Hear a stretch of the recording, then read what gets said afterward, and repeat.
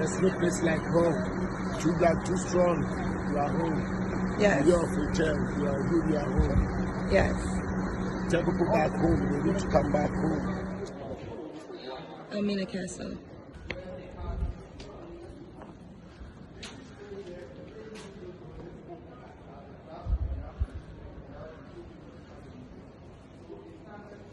So when the females, slaves that were resisting, they put this to their leg that were bad. And I work out, I want to tell you that. I know I run marathons. I can't even pick it up. Can you imagine having this tied to your leg? I can't even pick it up. So right now we're walking to the female slave dungeon. How many females would be in this slave dungeon? 400. 400 females. Yeah, and 600 men. 400 females, 600 men. Yeah. All the history, it has been documented without video too on it. Wow.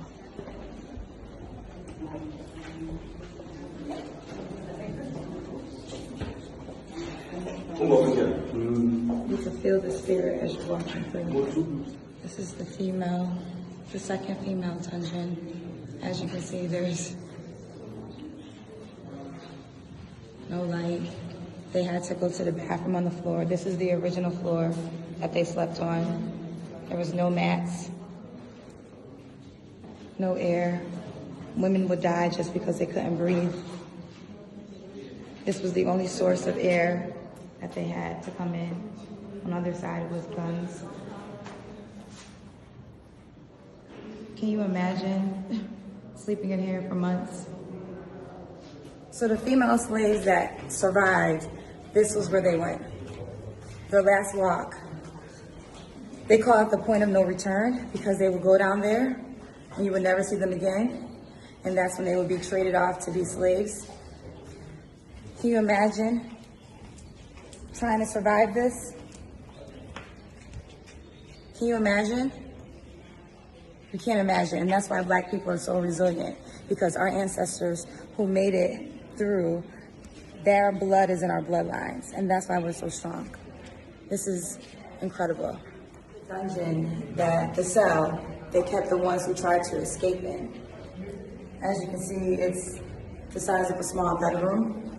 There's no holes, you can't breathe, and they died. There was no surviving this.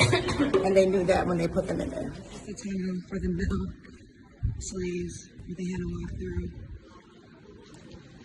And they'll be kept in this room until they pretty much died, because only 1/3 survived, so only 3 out of 10 survived. As you can see, there's no windows, only a little bit of air. And that wall right there, that's the door of no return. When they walked down that door, that was the last time anyone will ever see them again. Well, this is the door of no return because once slaves walked through it, they wouldn't return. Slave exit waiting for boats after being in this room, but no air, no bathrooms. This is the real door of no return. Once the slaves came right here, they would walk out to the boats.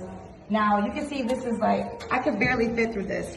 Men and female walked through here because after being in the cage just for 3 to 4 months, they lost weight. So they lost enough weight to literally come out here. And then let me see my phone, I'm gonna show you what they saw when they came out. And these are the boats they would go to. And as you can see right there, right down, this is tragic. And I can't believe our ancestors made it through all this. I really can't. Now, which one is, this is another dungeon? No. We are moving to a church. We're moving to a church. Be careful, the drip over here, y'all. You might have had smear. This is the church? They had a church? Who was preaching? There was a church? There's a church inside the Elmina Castle. So here's a real ironic moment in the Elmina Castle. There's actually a church room where the officers had church. And to make it even worse, right on top of the female dungeon. So as I'm walking, Under me, that's the female dungeon, and they were having church at the Elmina Castle. Even up there, they have a sign from the Bible, a quote, a scripture.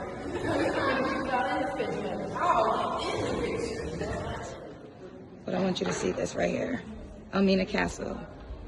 In the everlasting memory of the anguish of our ancestors. May those who die rest in peace.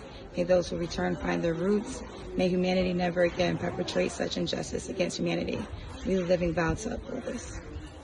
You know, it's really emotional walking through the Elmina Castle and actually seeing the dungeons where our ancestors were kept in unimaginable conditions. To learn that children weren't even counted as one; they were counted as one with their mother or with their mother. Most people did not survive it. It's just heartbreaking, but I feel as an African American, as a black person, I understand where I get my resilience from, because in order to survive this, you had to be resilient. You had to be magical. You had to be powerful. So that is why we have all those qualities within our bloodline, because our ancestors had it. And I just encourage everyone to come to Africa and learn about your history, because trust me when I tell you, it's going to be life-changing for you.